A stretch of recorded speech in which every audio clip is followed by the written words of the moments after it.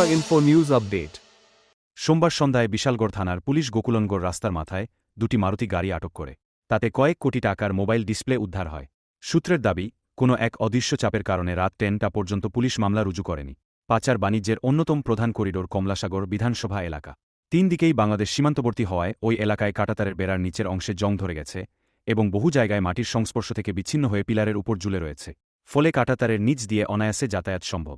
2022 সালের মাঝামাঝি বিএসএফের ডিরেক্টর জেনারেল এলাকা পরিদর্শন করে দ্রুত বেড়া সংস্কার বা পুনর্নির্মাণের আশ্বাস দিয়েছিলেন, কিন্তু 3 বছর পেরিয়ে গেলেও এ বিষয়ে কোনো দৃশ্যমান পদক্ষেপ নেওয়া হয়নি বলে অভিযোগ। এই সুযোগকে কাজে লাগিয়ে পাচারকারীরা নির্বিঘ্নে কার্যকলাপ চালিয়ে যাচ্ছে বলে স্থানীয়দের দাবি। সোমবার আটক হওয়া দুটি গাড়ির নম্বর 01F04447 এবং 01N025 তল্লাশি চালিয়ে কয়েক কোটি টাকার মোবাইল ডিসপ্লে উদ্ধার করে পুলিশ। চালকরা কোনো বৈধ কাগজপত্র দেখাতে পারেননি।